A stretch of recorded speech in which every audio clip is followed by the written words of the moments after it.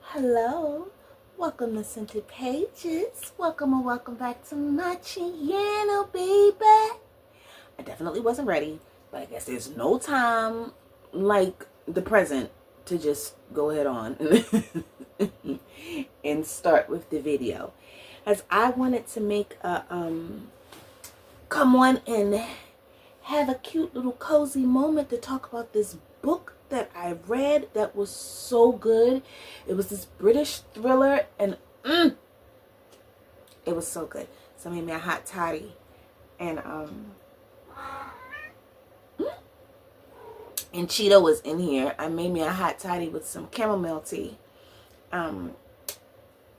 So I kind of really want to get into it. It's called She Started It by Sian Gilbert, and it's spelled, let me see. You spell it, Sian is spelled in a different way that I've never seen before. S-I-A-N. Gilbert.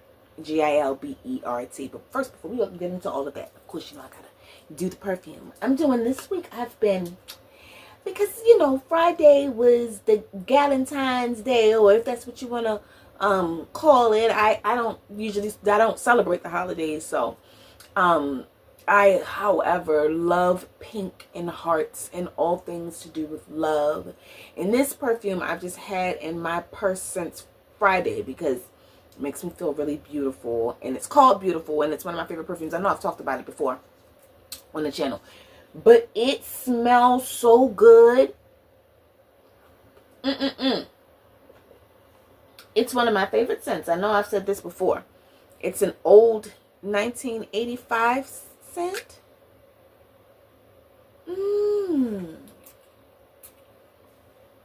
My goal is to stay as calm as possible during this video so I don't get too excited and forget.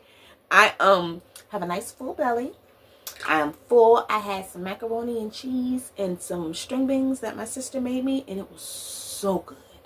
She makes the best macaroni and cheese, and I just love her so much. Every time I taste it, every time I get to just I'm so grateful because she did so good. She's always been the cooker, though. Like, she's always been she used to watch like Food Network all the time, and we used to be in the room watching Food Network together when we were growing up. Oh my goodness. Hello, welcome to Scented Pages. Welcome back to my channel, baby. I know that the video looks a little bit different today, but I had some technical difficulties. And I really wanted to get this video out. I was having some technical difficulties with the space on my phone and everything. But basically, this video is just a talking video where you don't really have to see me a whole lot to get the idea of this story. I'll post some other videos this week, you know, where you can see me. But right now, I just want to talk about and give my review summary for the book She Started It by Sian Gilbert. I had recorded part of it last week, and like I said, I didn't have any space on my phone. It was just a whole big thing, so I had to take some time and really delete some space, delete some pictures and videos and stuff, and upload them into other albums and other places so that I still have my pictures. It was just a thing, and it took a lot longer than what I thought. So then I thought to myself, well, since I have a couple of moments now, I'm gonna go ahead on and just record this video.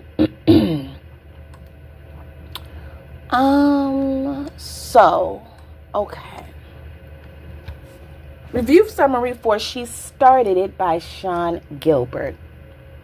I wrote out my entire summary too, so if it sounds like I'm reading something, it's because I am. And I read the book, I wrote it physically, and then I typed it. And so for it to just, you know, me to not be able to record it was getting ready to be a no-go. So here we go. I said, I found another deliciously juicy British thriller. And what I love about the audio is that it's read by a British woman with a beautiful British accent that makes everything sound even better and even more dramatic and catty. The whole time I was listening to it, I was gagging and I was clutching my pearls because the accent just makes it so much better. I said, so the characters in the story are Poppy Greer, Annabelle, Chloe, Tanya, Esther, and Robin. The book opens with Robin returning to a remote island in the Bahamas to pick up a group of women whom she had dropped off a few days prior for a hen party. And a hen party is what the British call a bachelorette party. And I find that hilarious. But a hen party sounds fitting. It sounds exactly what these women are, a bunch of clucking hen chicken heads. Robin is picking them up in her speedboat to bring them back to the mainland so that they can go home. But as she's pulling up on the beach, she sees who she thinks is the bride standing on the edge of the beach looking devastated, and she's absolutely covered in blood. And so Robin is like, well, what the hell? You know, what's going to happen? Where are all the other bridesmaids? And then that's when the bride just shouts out, well, she started it. Sounding like an absolute child, like some immature middle school type bull crap then went down. And it did. So now we go to Annabelle in May of 2023. And each chapter is the perspective of a different girl from the book. So immediately we come to learn that Annabelle is a royal piece of crap and just the worst kind of person, because she's gotten this wedding invitation from a high school friend, right? And this quote unquote friend is this girl named Poppy Greer, from this girl named Poppy Greer. So it's strange because Annabelle is like, but me and my friends we weren't so kind. We kind of were the worst to Poppy. We didn't like her, and we teased her for it. I mean, it was harmless teasing, nothing serious. Yeah, it's harmless teasing my behind. So this invitation is an all-expense-paid trip to a private island in the Bahamas for Poppy's hen party. Apparently, Poppy is getting married and wants Annabelle and the girls, Chloe, Tanya, and Esther, to be her bridesmaid and for them to have this beautiful all-expense-paid destination. Okay, so Poppy wants them to be in her wedding, for them to have this, go on this beautiful all-expense-paid destination trip to her bachelorette party with this first-class flight tickets to the Bahamas and all. So it sounds fun at first. So as Annabelle is pondering over this invitation, her mother calls and she's like, oh, she has been trying to avoid her mother's broke ass since she married Andrew. And so she picks up the phone and she's like, hello. And her mother's like, well, hello. Well, hi, I've missed you. Well, where the heck have you been? And how are you, for God's sake? And Annabelle's like, I'm fine. I'm actually getting ready to go on holiday. I'm going to a hen party. And her mother's like, a hen party? Well, who the hell is getting married? And she was like, Poppy. And her mother was like, Poppy Greer? And she was like, yes. And her mother was like, She was like, well, I hope that you take this opportunity to apologize for Poppy for the past and not just be worried about, a stupid holiday, all expense paid trip, about going somewhere and doing something. And Annabelle was like, well, she was like, apologize. Apologize for what? Certainly not some old ass, dead ass, water under the bridge shit that happened way back when we was 18. She certainly was not going to apologize to that. For that, she was like, whoa, I'm not apologizing. And her mother was like, you know what, see, now that's what your problem is now. You always felt like the past didn't matter because it's over. You don't think about how actions always have consequences. And you focus on yourself and you're not focused enough on other people. And she was like, you really should use this opportunity to make it up to that damn girl. And Annabelle was like, yeah, right. Right at that moment, her taxi had arrived to take her to the airport. And she was like, yeah, whatever. Bye. So they hang up. And now the girls are on the airplane. And it's Annabelle, Esther, Chloe, and Tanya. And they are the absolute worst brood of rude, catty, clucking chicken heads ever at this damn hen party. So they're all in this plane. And they're all like, oh, my God, I can't believe that Poppy Greer is actually getting married. Blech. She was so gross in school. I can't believe she's actually found someone to marry her. He was like, I can't believe that she's actually found someone to marry her. And I was like, well, what the hell? What did the girl have? A hump in her back or something? But the plane ride was fabulous. Like when they arrived at the airport, there was a proper breakfast waiting for them, and they're all like, well, when did Poppy Greer become a rich bitch? They're all on the plane hating and being catty the entire time, and they really want to be there, not as a support to Poppy and to be her friend, but to be nosy and to see what all she's got going on in her life that she can afford to be given an all expense paid destination, hen party. So they also want to see, who she's marrying, and most importantly, they want to know what she looks like, because apparently she had a hump in her back in the day. At least that's what I took from it.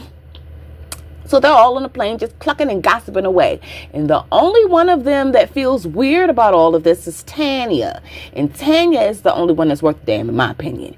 She was like, well, we were pretty rough on her, especially towards the end. And I was like, well, what the hell did these efforts do towards the end? And Tanya was the only one that cared about making right what they did in the past. The thing about Tanya is that she was the only one of them that was actually Poppy's friend. Like, she was Poppy's best friend in elementary and early middle school before any of them had started middle school and met Annabelle in the Brood. So they are all arriving at the Bahamas, and Robin meets them and takes them on a small speedboat, about 30 minutes to their private island. And during the ride out, Robin assumes that Annabelle is the bride, and Annabelle doesn't correct her. She just lets her believe that she's the bride, right? Just an attention whore piece of crap. So Esther describes Poppy as once being a fat, awkward girl with braces and greasy, mousy hair. She had a slight hunch in her back and her shoulders when she walked, because she always was facing the ground. And I was like, oh my goodness, so she did have a hump in her back. So then that's when Poppy comes out to greet them, and she looks like an entirely different person. I mean, like, she's beautiful now. She's lost weight. Her face is clear and pretty. Her body is hot, and she is actually that girl now. But Tanya is like, almost. I can still see her underneath it all. Terrible. So Poppy comes out and she's like, oh, hello, girls. Hi, kiss, kiss. And first things first, I'm going to need your phone so that we can get this party started. And at first, they're all reluctant, especially Chloe, because Chloe is like a social media influencer. So her phone is her life and her job, and it's important to her. But they all eventually, fork them over, and Poppy takes them and locks them in a box with a key. Talking about she wants them to all be present and have a phone-free weekend and be in the moment with her. Girl, bye. So they do this little bit of catching up, and they find out that Poppy is a doctor now. But they all, go to their rooms eventually to rest up, because the next day is when their activities really get started. But this whole time, the ladies are really trying to read Poppy and kind of see what her angle is and why she's doing all of this. Because the girl is weirder than ever. Like she looks good, but her personality is still a little off-putting. And she's kind of low-key giving creepy vibes. Okay, so Poppy is low-key kind of giving creepy vibes. And an example of these creepy vibes is the next day, they all wake up and they go hiking up this mountain. And when they all get to the top of this mountain, they're all kind of close to the edge, but not too close to the edge, but they're kind of looking over it. Poppy jokingly pushes Annabelle like she's gonna push her over the mountain, but it wasn't a hard push, but a push nonetheless. It still scared the hell out of Annabelle, and she was horrified, and she was like, what the hell? What was that, Poppy? And Poppy just started laughing, like the heartiest laugh that she could muster up from the deepest part of her dark soul. Honey, it would have been at that moment that I'd have chose violence. Because whose life you playing with? Heifer. Huh, we'd have been rolling back down that mountain in a ball of fisticuffs. Like how them cartoons used to be when they would get into a fight and they would just be a dust ball of limbs and dust. That's exactly how we'd roll back down that mountain. The hell. So Poppy was like, oh, come off of that. You weren't even close to the edge. It was a joke. I recall you used to like jokes a lot. If anybody should be scared up here, it should be me. I know what you all are capable of. I was like, honey, I still wouldn't have gave a damn about any of that, though, if I was Annabelle. We'd have still had to just fight. So now they're all looking stupid up there, on this mountain. And it's looking like a very real possibility that this winch did not come to play with them. Right? So when they get, so now we have another time jump. A time jump to Poppy's diary. And it's 2006. And this is after 11-year-old Poppy's first day of middle school. And she's writing about how horribly everything went for her. Long story short, this is also the first day that she meets Annabelle and her horde, Chloe and Esther. And on this first day, led by Annabelle, of course, they deliberately squeeze a Capri Sun pouch onto her and Tanya's lap, but mainly Poppy, to make it look like she had peed herself. And then she gets the entire cafeteria of kids to join in on teasing them too. So, violence. I would have chosen violence. But Poppy's greatest outlet is her art and her friendship with her best friend Tanya. Like, they've been friends since like the first day of primary school, but painting is really Poppy's thing. Painting is really Poppy's primary form of an outlet. Her and her best friend Tanya, like, they've been friends since like the first day of primary school, but painting is like Poppy's thing. Like I said, it's her main form of releasing and coping with stress. Not only is it a great release, but she's also really good at it. Like, she's always the best artist in her class. Though at times she does push the limits a bit on what, is appropriate to paint and whatnot. Her teacher, Mrs. Worsham, teaches young Poppy how to dial back the intensity a little bit, because although her techniques are perfect and good, the content sometimes can be a little bit too depressing, especially for someone her age. So there's this other kid also named Ollie who's always nipping at Poppy's heels as a competition in her art class. And he's talented too, second only to her. He's important. Keep him in the back of your mind. So time has gone by and now Tanya is friends with the ops. Freaking Annabelle and them. And she has started joining in on their teasing. And Poppy is so brokenhearted about it. Now understand her, because there ain't nothing much worse than your friend becoming friends with the I see my ops linking up. I'm like, what in the fuck? If you scared, then just say the whole enough is enough. You be just in my DMs, ain't no trust in these fucks. What the hell? Terrible. So, when they poured that Capri Sun on her, like, especially like that just would have been too much, when they poured that Capri Sun on her, that's when we'd have had to fight from the very jump. Because this is the thing, my whole thing is, you might end up getting beat up, but even if you've never fought a day in your life, I just feel like the line of disrespect should be drawn at throwing food on someone. I feel like fighting over your dignity is always a reason to fight. And throwing food on someone is the food or drink or bodily fluids of any sort. It's like the worst thing that you can do to someone. It's absolutely disgusting.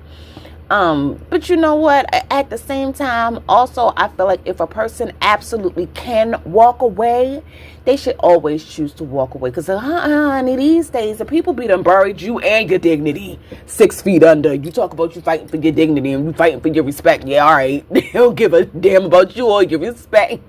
So, I don't know. I guess it's just a toss-up. But anyway, so now we're back in May of 2023 at the hen party, and Poppy has them doing a damn scavenger hunt after they done finished with the with the hike. So now they're doing a scavenger hunt around the island, but all the items that they're finding are all like weirdly connected to their shady past in some kind of way. Like there's a Capri Sun pouch, a red lipstick, party hats, things that anyone else looking in on the situation it wouldn't matter to, but these ladies know exactly where these items are coming from. So they get back to the house, and Poppy is like, oh, good, you've all found the items. So they're all like, well, Poppy, but you know what these items are from. Like, the hell, and we know what they're from. So, you know, what gives? What are you getting at? And Poppy was like, all will be explained soon enough. It's been 10 years. Surely you can wait a little while longer. Then we get another time jump via Poppy's journal. It's February 2010, and she's excited because this boy, Julian, has asked her out on a date, and she's all excited about it, honey. Just creating all kinds of scenarios and making up stories in her mind about what in the world could happen. And oh my goodness, if Julian wants to kiss her, and how she can't wait to show off her boyfriend to all the other little girls in school who already have boyfriends and whatnot. For them to be walking down the school corridor. Corridor is the British word for hallway. She wants to be walking down the school corridor together, holding hands after that amazing date that night. However, things have been kind of looking up for Poppy this school year. She's got a new haircut that kind of fits her, some new glasses that frame her face really well, and a new pair of cool shoes. So, honey, can't nobody tell Poppy much of nothing. And Annabelle and the brood actually really haven't been teasing her that much, so she's feeling kind of hopeful about this date that she's going on with this Julian guy. Things should be okay, right? I mean, Julian and Poppy, they had exchanged numbers, I think for some academic reason or whatever. So he gets texting her. And he's like, oh, you looked really pretty today. And, you know, do you want to be my Valentine? And he tells her to meet him at the park. And she's like, okay. You know, he tells her also to not tell anyone else about their, you know, little relationship. He likes to keep an air of suspense around their relationship. And Lord, why the hell did he use the word relationship with Poppy? Because she lost her mind. So before the date, she is telling her family about this potential date that she has. And what I really liked about Poppy's family, her mom, her dad, and her little sister, Wendy, is that they all really love and support Poppy. Like, they encourage her to talk to them, and they want what's best for her and to see her happy. Even her little sister, Wendy, is always in her corner. Wendy is never mean or jealous of Poppy, but sometimes Poppy is kind of jealous of Wendy. And that's mainly because Wendy is a little more socially accepted than Poppy is. Like, she's a little more conventionally pretty, and she's smaller, and I think even a little bit smarter than Poppy is. But what I did think was cute was what Poppy had said about Wendy. And she said, but for as much as I can be jealous of her, she's still my little sister, and I love her to bits. So as Poppy is telling her parents about this date, Wendy chimes in, and she's commenting about the guy, Julian. And so she says something, she says like, well, the guy, you know, he seems like a sweet guy. You know, he's the captain of the football team and all. He's really popular with the girls and etc. And this is raising a bit of concern for Wendy, because she's like, well, you know, Poppy, you aren't exactly. And Poppy was like, what? And Wendy was like, popular. You know, it just seems a bit odd is all. You know, it just seemed a bit odd that he would be interested in Poppy out of nowhere, since Poppy, it wasn't that she wasn't a pretty girl, but she wasn't a popular girl. And the popular girls are who Julian apparently usually go for. So Poppy was all mean and defensive, and she was like, well, he doesn't judge people by how popular they are. Maybe you should do the same. And Wendy was like, girl, ain't nobody think about his ass. Ain't nobody think about you. And no, none of that. And so her parents, she just kind of ignored her. Her parents was like, well, all right, you know, sweetie, have fun. You be careful, and we want you home by 10.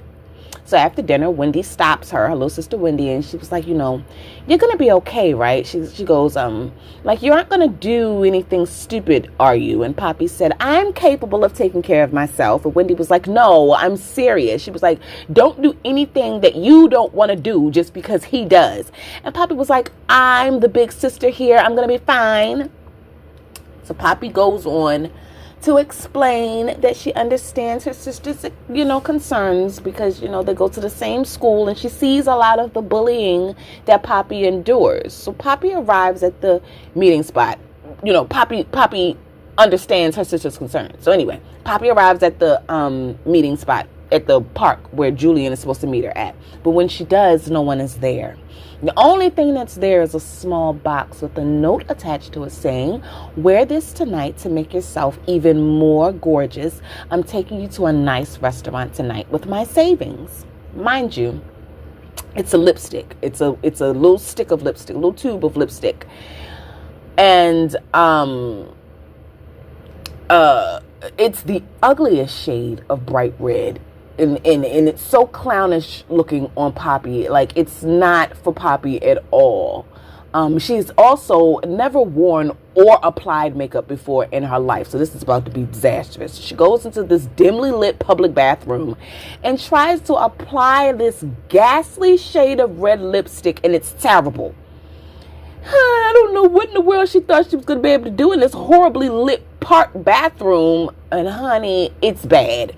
And as she is finishing up applying, Annabelle and her horde of whores walk in, snapping pictures and laughing and teasing her, and they surround her as she's trying to rub off this lipstick. But it's just smearing all over her face and making everything worse and making her look terrible in the meantime. And they tell her that when Julian, that she's been catfished pretty much, that when Julian leaves his phone unattended for football practice, that they grab it and they texted her from it pretending to be Julian, essentially, like I said, catfishing her.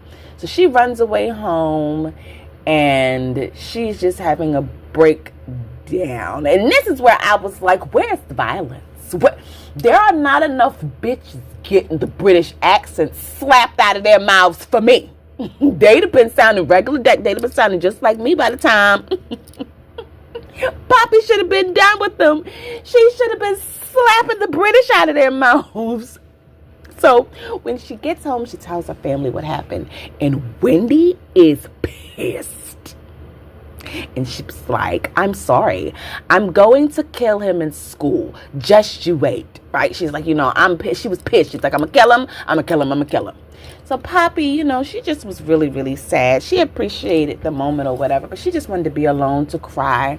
While she was crying, Wendy showed her how Annabelle and the girls had already posted the pictures to the internet, whatever social media website that they were on, and with these really mean captions. And then Poppy went on reading the comments that people had wrote about her, and it was really bad and really sad. She was so distressed and distraught that when she looked in the mirror at herself, she was loathing herself, and she punched the mirror and shatters it into shards. And she uses one of those shards, unfortunately, to begin the bad habit of cutting herself. She liked the release that it gave her, poor baby. So now back in May of 2023 at the hen party, honey, it's time for everybody's uppance to come. Poppy gives them all back their phones, and she says, "I've spent a couple of days with you now, and I see that you are all still the same.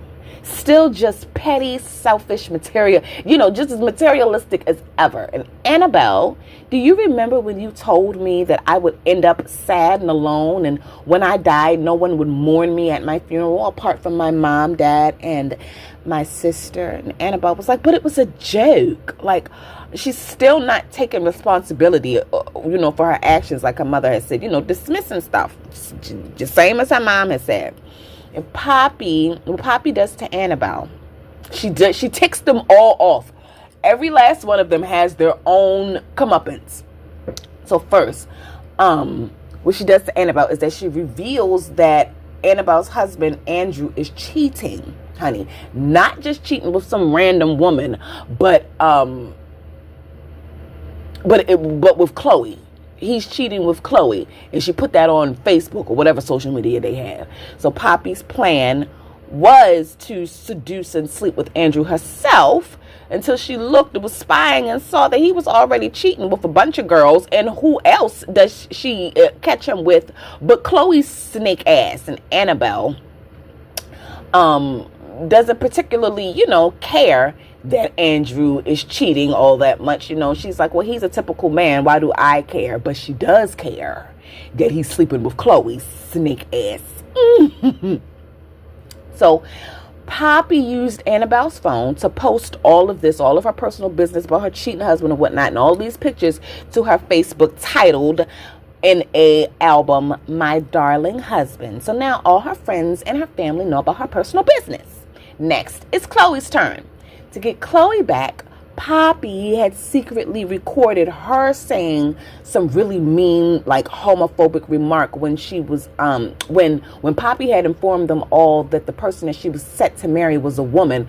Chloe lost her damn mind and said something really homophobic. She was like, homophobic and terrible. She said, I don't normally associate with people like you, just desperate enough to be loved by anyone. You always were puppy greedy.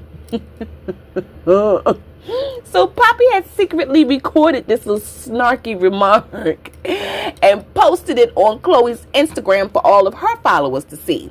And that's all it takes to be unfollowed and to be canceled by your social media supporters when you're being a rude piece of crap. So she lost her job pretty much through losing all of her followers, a good chunk of her followers. Because mind you, Poppy had their phones hidden away all weekend. So everybody has had all, these past couple of days to look at stuff. So next, it's Esther's turn. And Poppy asked her, what was the worst thing you've ever done to me? And after thinking for a bit, Tanya answers Poppy for Esther. And she says, Esther, Julian. So Tanya is like, Esther, Julian. The darn Skippy, it was Julian. It was Esther's idea to prank Poppy by catfishing her with Julian's phone and setting her up with that horrible lipstick date that made and then after all of that, while Wendy was showing Poppy them having posted pictures of her, she also saw that Esther and Julian were all of a sudden in a relationship together. Terrible. So yes, it was Julian. That was the worst thing that Esther had ever done to Poppy. So for that, Poppy put naked pictures of Esther on her Instagram and also emailed them to her co-workers and her bosses, like the CEOs of the company that Esther worked for. And as a result, Esther is fired for sexual harassment. And she's pissed about that. Because she's like, Annabelle can lose her piece of crap of a husband and she couldn't care less about anyway. And Chloe, she can lose stupid followers, but Esther losing her career and labeled some sort of sexual deviant just seems a bit calculated and evil. So Esther opens up and just smacks the hell out of Poppy in the face. And I was like, yes! Finally, somebody is getting slapped around a little bit. I mean, it wasn't exactly the person that I wanted to be getting slapped, but some slapping was happening. And Esther was like, you are dead. I'm going to the police. I'm going to sue you. And lastly,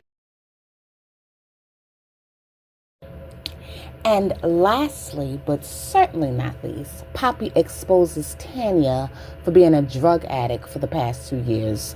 Of course, like the other three, she also posts Tanya's quote-unquote confession on all of her socials. So the way she was able to get a lot of this incriminating info was either through direct use of the girls' phones or when they had played this game of Truth or Dare the night before. When she had their phones and had secretly recorded Chloe being the worst, was during Poppy's truth confession that she was going to marry a woman, and so that made Chloe go feral and be a homophobic idiot. And so then Esther was skinny dipping. She got the nude pictures of Esther during one of Esther's like dares, and so Esther was just like, sure, I'll skinny dip, I'll go and do it. And she did it. Whole time Poppy was recording her and taking pictures of her or whatever. So anyway, so now everybody is pissed, and I'm like, okay, Poppy girl, what's your plan here? Because You're kind of painting yourself into a corner, making deadly enemies on a remote island. If they decide to jump you and put you somewhere, what you gonna do? So Poppy was, Poppy has not only she's done all these things. She's broken up Annabelle's marriage and essentially her friendship with Chloe. She's exposed Tanya's drug habit. Both Chloe and Esther have lost their jobs. They're all pissed, and they all have their reasons to hate Poppy and to want her dead. So after causing all of this chaos, Poppy just walks off, and she's like, I'm going for a walk. And she walks off, and she is literally never seen again. She does all of this bullcrap, causes all of this chaos, and it's just like, I'm walking, I'm leaving. So, needless to say, they are all ready to go home. But their phones don't have any signals, and then they're all about to die of low charge anyway. So, they spend the rest of the night drinking gin and wrecking Poppy's little bohemian vacation spot.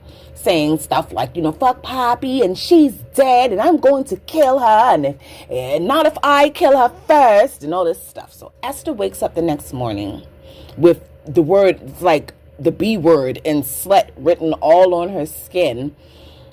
In red lipstick. So she gets, up distraught. She gets up, she's distraught. She's looking around for Poppy and for the rest of the girls. And they all want to find Poppy also. So they all start looking for her too.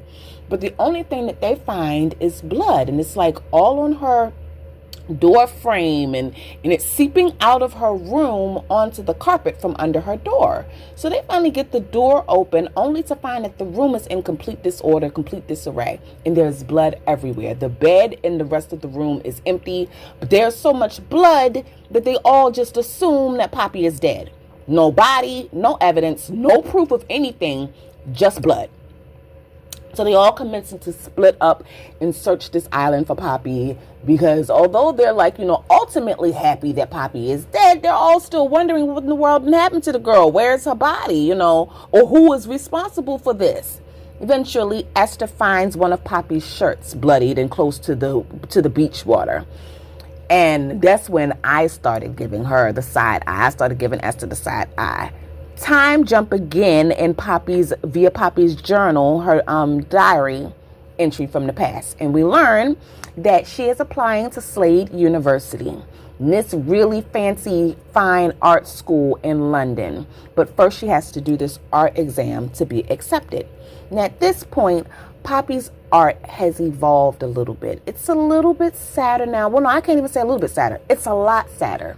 It showcases more of her pain, especially the pain of dealing with that prank that involved Julian, and she's moved from more cheerful pieces to using harsher paint shades of blues and blacks and reds with abstract backgrounds. And while she'll be in the forefront of the picture, like as a self-portrait, she'd be looking torn up and sad though. Her art, however, is an expression of how she's feeling and what she's been going through at this time of her life. The bullying has calmed down since Julian still, you know what I mean? Because they hadn't really been bullying her a whole lot real heavy when they did the Julian prank. So she's still really nervous and always on guard about Annabelle and them. So, however, they're all a little bit older now, and they leave Poppy alone for the most part. But for the past few years, she has been, able to breathe a little bit easier. Unfortunately, though, she's still cutting herself as a way of dealing with her loneliness. But Wendy. Wendy still loves and supports her sister and her art dreams. And as a matter of fact, Wendy is the one who pushed Poppy to go ahead on and fill out her application for Slade University. And so now Poppy is finally feeling a little bit hopeful. So back in May of 2023 at the hen party, Chloe decides to go looking around on the island for any evidence that she could use to exonerate herself from the murder of Poppy and to see if she could figure out anything. She ends up finding a knife in Tanya's room. And so at this point, they are all just pointing fingers at one another and arguing and accusing each other. And this was my favorite part of the whole book, because it was so juicy and dramatic and catty, and the British lingo and accents made this particular part even more juicy and entertaining. Tanya was like, of course I was angry. I was incandescent with rage. I said, not incandescent. What the hell is incandescent with rage? And she was talking about how she felt when Poppy had revealed her drug habit to the world. You know, she said, I was incandescent with rage. I was like, girl, you better say that word. I loved it with her accent. So they were all going back and forth. And they was like, I knew it. You've always been a selfish bitch. But what about your own room? Did you search that? She was like, so I had time to dump Poppy's body in the sea, but not the murder weapon? Because the murder knife had been, Chloe had found it in Tanya's room. It wasn't just any old kind of kitchen murder knife. It was one of those proper kitchen blades. I don't know what in the world that means, but I love it. So I have no clue what a proper kitchen blade is, but that's how Chloe had described it in the book. So, it also comes out during this argument that Tanya knew about Chloe and Andrew's, that's Annabelle's husband, knew about Chloe and Andrew's affair for a whole year and never told Annabelle. And Annabelle, honey, is shocked and shook. And her British was flabbergasted. What did I say? Oh, no, I said her British flabber was gasted. She was like, I can't believe this. You as well? It's one thing for Andrew fucking any random blonde he happens across. It's another for that bimbo to be one of my so-called best friends. And then another thing again for my other best friend to know about the whole thing. Ew, to know about it the whole time as well. This is unbelievable. I was like, it sure is, honey. You better say it. The whole argument had me rolling and clutching my pearls. It was so funny. So anyway, honey, Annabelle is pissed.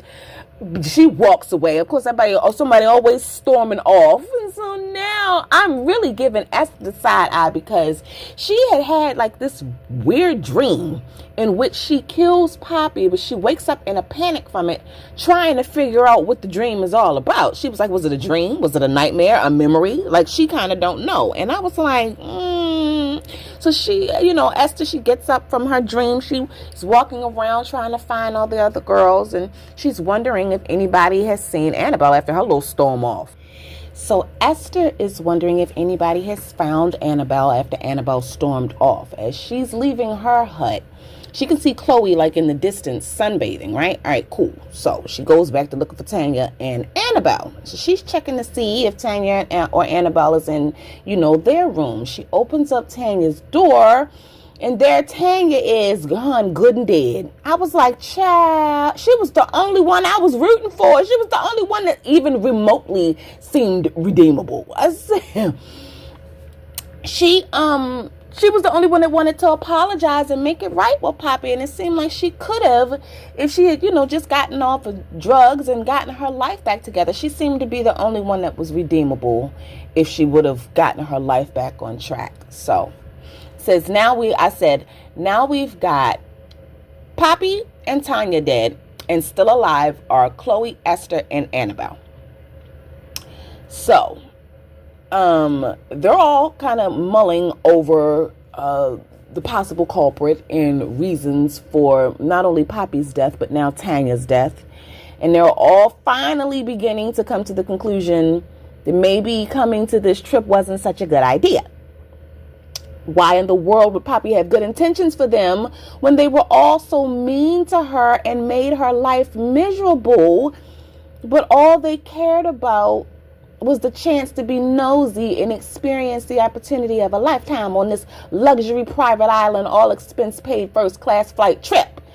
Not to see, Poppy, or to genuinely, sincerely apologize like Annabelle's mom had tried to tell her to do.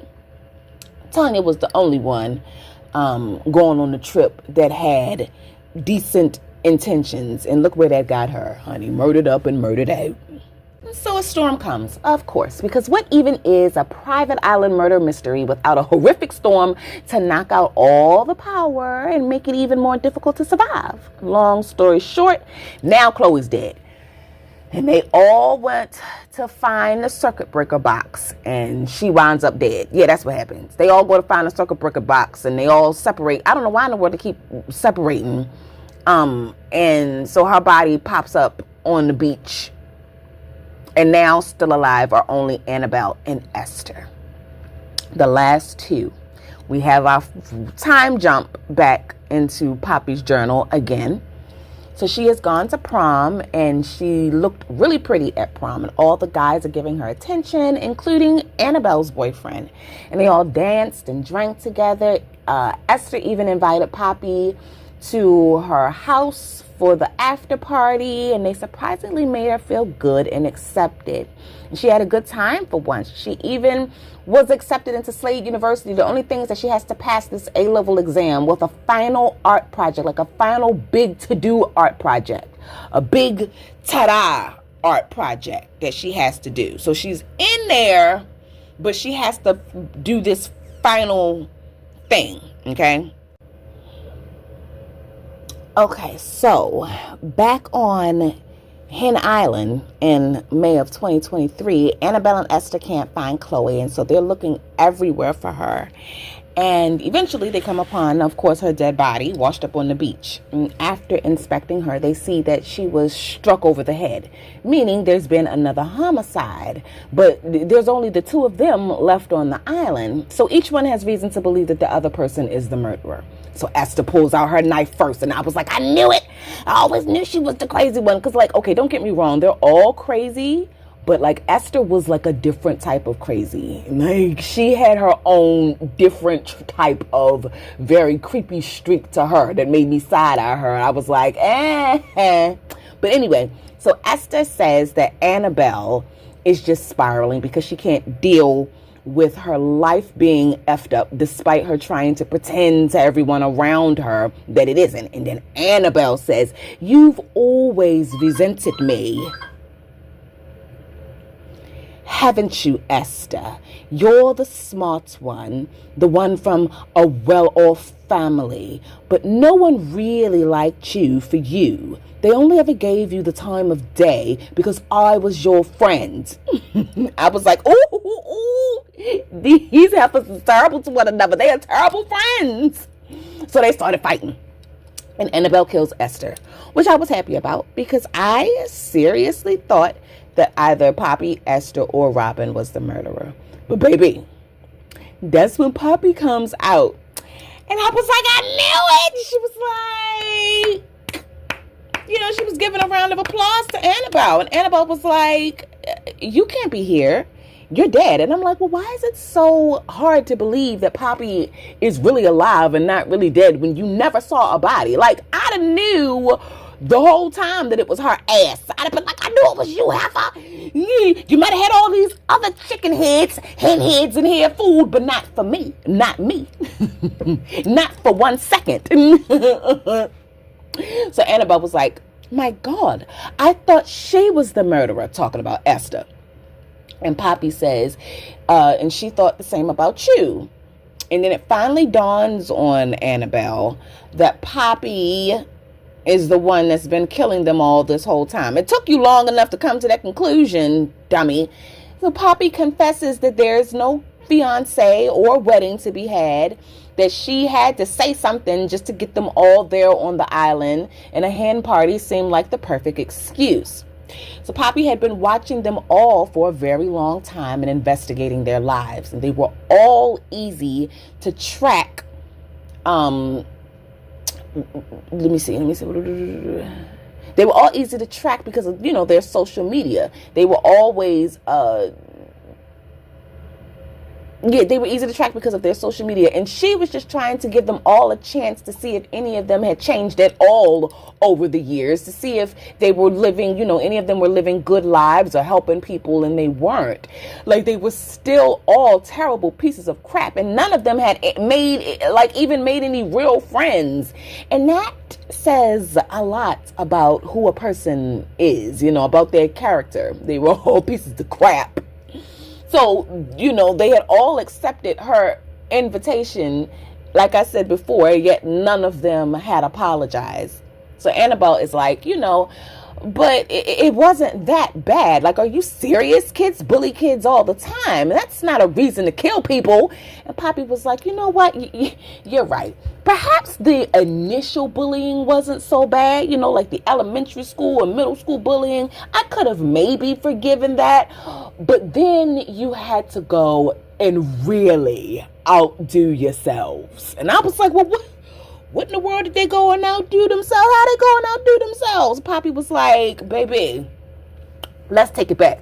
Back down memory lane. You know what I'm saying? Let me help you jog your remembrance of this very day 10 years ago. On May 22nd, 2013, you took it too far. And then that's where we get our last time jump via Poppy's journal. It's May 22nd, 2013, and they're all 18. And it's the end of their senior year in high school. This is the straw that broke the camel's back. This is the icing on the cake prank that just broke Poppy beyond going back, beyond, redemption, or I guess is what you'd say. So, they had just had the prom, and so everyone was finishing up their end of the year stuff, like sending off their college and university applications, wrapping up the last things that they needed to start their new lives as adults. So remember, Poppy is getting into that Slade Art University. The only thing that she has to do at this point is this 2-day long art project / exam, right? So not only does she have to turn in her art portfolio with samplings of all of her art pictures, from over the years, all of her artwork and things, but she also has to produce a product that showcases the very best of her art abilities, her and the other art students. It's, kind of like a competition for a spot at Slade University. And she and the other art students will be locked in the room for 4 hours for 2 days with a proctor to watch over everyone and to make sure that no one is cheating or looking at other people's artwork and whatnot, making sure everything goes smoothly. So Poppy puts her all into this project because it was important to her.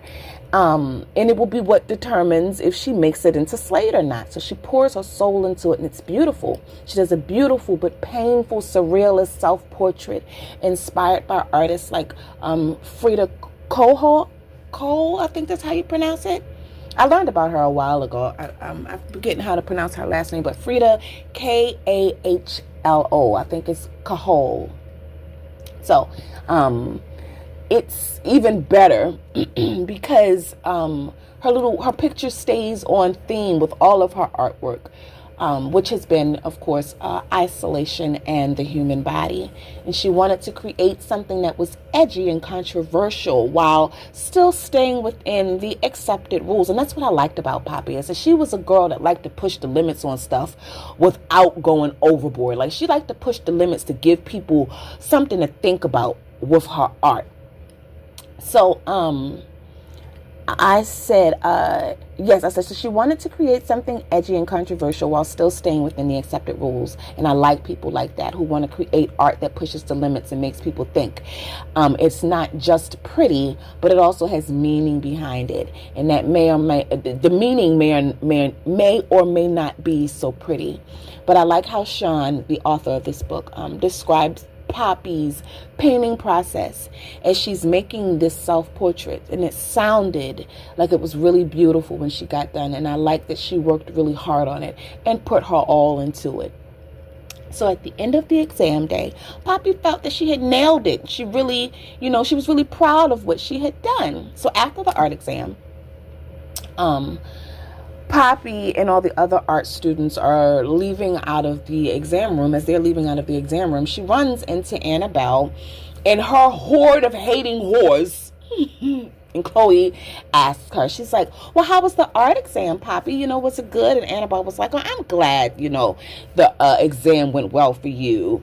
You've been doing so great lately, haven't you? Like, this being shady. She said, you were the belle of the ball last Friday at the prom, and you're smashing it in your exam. Don't be modest. I bet you did fantastic. Just being shady. And so Poppy is like, whatever. So they go on having this phony, shady conversation in the hallway. And eventually they say to Poppy that they were actually coming to get her because Mr. Edwards wanted to speak to her about her exam. But when Poppy, finds Mr. Edwards, of course he doesn't know what the hell she's talking about because he didn't want her at all. That was just a way for Annabelle and the horde of horrors to get Poppy away from the art exam room so that they could go in there and vandalize her final art project.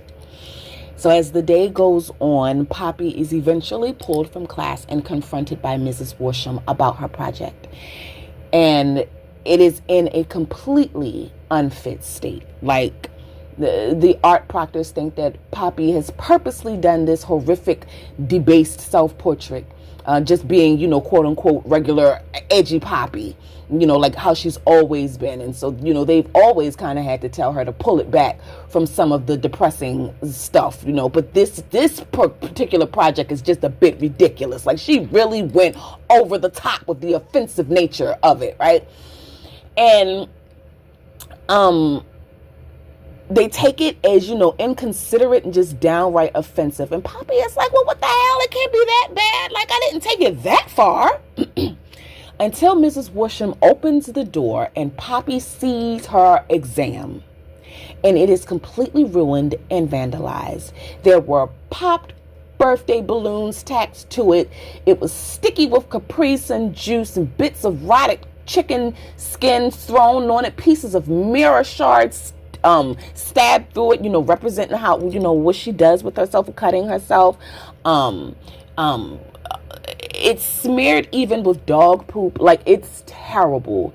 And it's just all these little trinkets of reminders of the bullying that they had done to her over the years. Stuff that only she and them would know. Kind of like how she did with that daggone scavenger hunt. So there was all of this very calculated symbolism in their vandalism of her art project. So from the Capri Sun to, with their first assault on her, to the balloons representing all the birthdays that she had spent alone. Like, they really did a number on this girl's daggone project. So now Poppy is disqualified, and subsequently she fails her A-level exam. And because none of the teachers or administrators are on her side, none of them believe that she didn't purposely do this. So she's trying desperately to convince them that she had nothing to do with this, but nobody believes her. So now Poppy can't go to Slade University. And she feels as though her life and her future are ruined, because what else does she really have going for her besides art? And she didn't do this. Like, she didn't do this terrible thing, but she knows who did. The horde of whores, Annabelle and them. So when Poppy left back out the exam room, of course they were waiting for her. And listen, check this out. It would have been on site.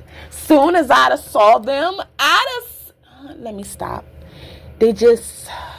I just felt like Poppy should have been dragging everybody by the roof of their mouths down the school corridor. My thing is, I don't like it when people feel as though they have any right, rhyme, or reason to bully or harass other people. And I get it that hurt people, but I don't give a damn. I still feel like that is still no reason to drag other people who have nothing to do with it into your pain. And if you aren't a hurt person, then that's even more of a reason that you shouldn't be a bully and ought to get what you deserve. Because there's never an okay reason to project your hurt and pain onto other people. Honey, I said, there's never a reason to be a bully, and anyone like that, may their uppance come. Because you get back what you put out, no matter what. Whether you put out good or bad, it's going to come back. Whether it comes back a little bit or a lot, whether it's now or later, it's coming back.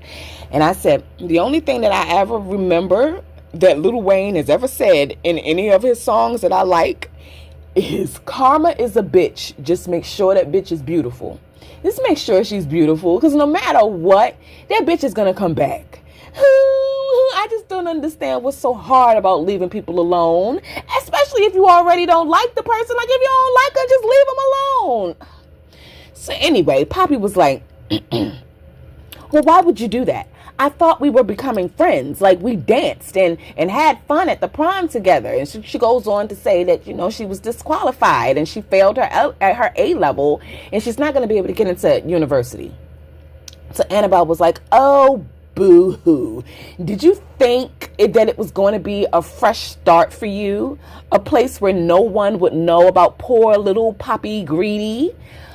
Poppy was like, yes. And Annabelle was like, well, I have good news for you. It wouldn't have mattered anyway. You'd have gotten there and they'd have treated you the same as we did because you radiate desperation, Poppy. You're pathetic. Oh my goodness. No. Okay, this is the part that made me laugh a little bit because Poppy did try to slap her, but when she stepped forward to try to slap Annabelle, she ended up tripping over herself and she fell on her knees and hurt her knees real bad. It was only funny because it reminded me of when I was a little girl and how something very similar had happened to me. I had a bully when I was young. This was like the 5th grade, and this little boy, and him and his little raggedy little friend, had been teasing me all day. Just about everything. About my looks, about my lips, about my everything. And my feelings were so hurt. So this was the end of the day. And I remember me walking down my street. We were both walking down my street. I don't remember that he lived on my street, but we was both walking down my street. And he was still talking smack. Like I was across the street and he was on the other side of the street still talking. Oh my goodness. He was still talking shit and I lost it. And on my side of the street, I had to run down a hill. So I ran down the hill and crossed the street. I'm glad there wasn't no cars coming because I certainly didn't look. And I crossed the street and I kicked out real hard. I kicked out, but I missed him.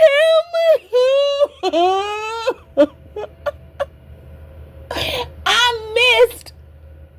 And I didn't kick him at all. And he just turned around and looked at me like, what the hell was that? Did I feel a gust of wind? He just looked at me. And I don't know what happened with us after that. I don't remember. But I do remember that my dad saw me start that fight or try to start a fight with that boy. And I got in trouble for that. You know, I got punished for that, for trying to kick that boy up his ass.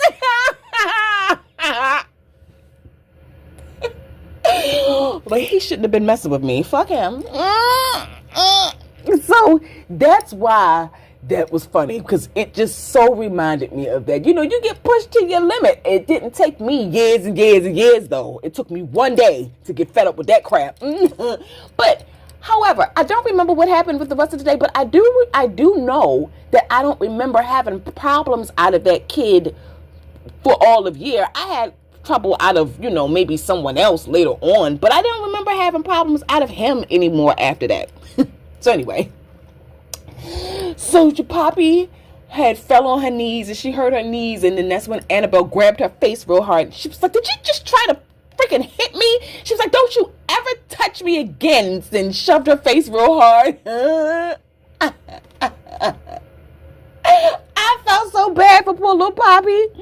So Poppy goes home and she tells her family about what happened. And Wendy just holds her and comforts her and tells her that she loves her. But Poppy feels so misunderstood and alone. Like, she really feels like she has no future. And she is just so crumbled and downtrodden. And all of her plans and dreams, she just feels like have just disappeared in an instant because of the horde of four. So that's what happened. That was the big deal, right? We're almost done. So, back in 2023 on Hen Island, Annabelle and Poppy are still talking. And Annabelle is like, all of this is because of this art exam. I just don't understand why. And she goes on to give Poppy some stupid shallow reason as to why she did what she did to her art exam, jealous of, how awesome and beautiful Poppy was at the prom. And Annabelle was thinking, oh, my boyfriend was looking at her and everyone loved her that night at prom and not me. And who was Poppy to get all of the attention that I had worked so hard to maintain an image to get? Everyone was so interested in her, and it wasn't fair. I spent years trying to be popular, and people never loved me like that. Just a shallow, petty heifer. I was like, girl, bye. You still don't get the daggone point. And Annabelle was like, but after all these years, why does it still matter to her so much? Annabelle just doesn't understand how being bullied can affect a person. Like, you can't tell somebody how they should react to the pain that you caused them, and they're on the receiving end of it, on the receiving end of being embarrassed and belittled and hurt every day. Like, you can't tell them how to exact revenge or if they should or shouldn't. It hurts. So anyway, I said she's still not seeing how, like her mother said, actions have consequences. They destroyed the one thing that gave Poppy peace after they had tormented her for years. And then they had the audacity to accept the damn vacation invitation like shit was sweet. That gave Poppy peace after they had tormented her for years, and then they had the audacity to accept a vacation invitation like everything was sweet. Oh my goodness. And Poppy was like, you all deserve to die for what you did. And Annabelle was like, but you're still alive, you're here, you don't have to do this. And Poppy was like, I do. It's too late. And Annabelle was like, it's not. And Poppy was like, it is. There's no fixing this because I'm not Poppy. Don't you see? Poppy is already dead. She died almost 10 years ago. Child. The person that they thought was a better looking, new and improved Poppy had really been Wendy this whole time. I was like, I know you fucking lying. I know you lying to me. Annabelle was like, but you're Poppy. Poppy faked her death. And Wendy was like, I wish that Poppy had faked her death. You're so stupid. I'm not Poppy at all. I'm still laughing. So now Annabella's starting to piece it all together in her head. And she's like, okay, so there was this drastic change in appearance, but she does still look, so much like Poppy underneath it all. And I was like, lies. Absolute lies. I'm not trying to hear it. They all knew what Wendy looked like. They all went to the same school. So because they all knew what Wendy looked like and what Poppy looked like, as individual people, this was unbelievable to me. That twist irritated me because they weren't identical twins. Or Wendy, didn't go to a different school somewhere and they had never seen her or what she looked like. But they knew what Wendy looked like. They didn't, I said, you don't grow up and improve yourself and still not look like yourself. She's gonna look like Wendy. You're gonna grow up and look like yourself unless it's, a case of being, really big and then losing a ton of weight that changes your face. But that didn't happen. Or like some other sort of dramatic plastic surgery. But that didn't happen. She hadn't had plastic surgery. And they were in high school the last time that they saw her, and all she did was exercise to look better. That didn't change her daggone face to looking like Poppy's face. I ain't trying to hear it. That irritated me. So anyway, Annabelle had set it up. Wendy had set it up all up so that Annabelle could take the blame and the fall for all of it, because she felt as though Annabelle was the ringleader all the time. She said Wendy felt that everything that the horde of 4 whores did was always orchestrated by Annabelle.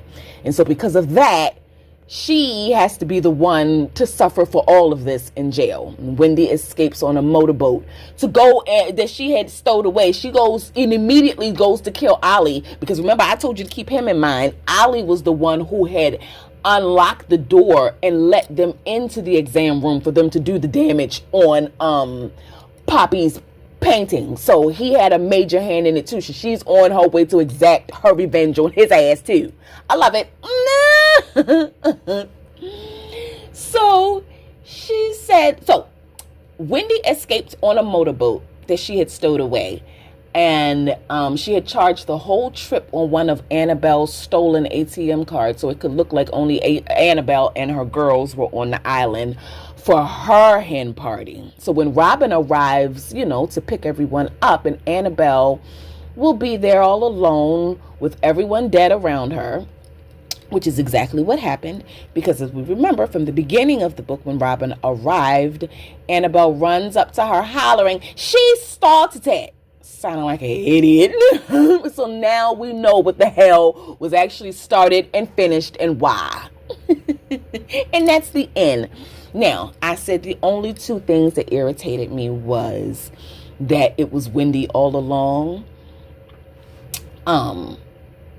She was literally in their faces and nobody knew. Like, there wasn't even a slight inkling of an idea or recollection that, that they could have recalled this girl. Like,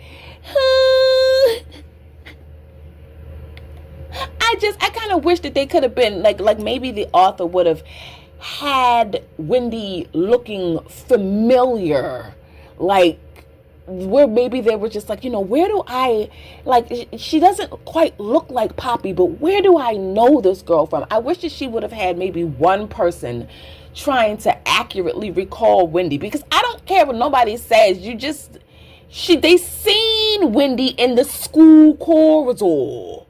They seen her. They know what she looked. Her face did not change that dramatically that they just totally mistaked her for her sister. I ain't trying to hit.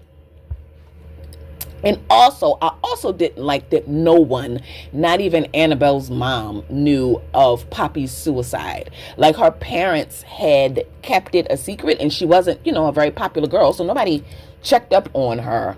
But I still felt like that was I guess maybe it's not so unbelievable. People do keep secrets, but her parents didn't say that they had moved away. The book didn't say that her parents had moved away. So I guess. At any rate, I still gave it a 5 out of 5 stars. It was unputdownable and I loved it. So anyway, after today or after this video, I'm going to be back on with doing, uploading my regular videos and things like that. I have a little more space. I've already, prepared with some more video ideas. I have finished reading a couple of books that I want to talk about. I even went to the library a couple of days ago, but I was not able to record anything. So anyway, I hope that you still enjoyed this story. Like, it was a long story, but it was so good, and I have been wanting to get it out for so long, and I kind of felt like you really just didn't need to see me a whole lot in order to enjoy the story, baby. Anyway, enjoy the rest of your day and enjoy the rest of your week. It's a Monday, so have fun and be safe with that, and I will see you all next time.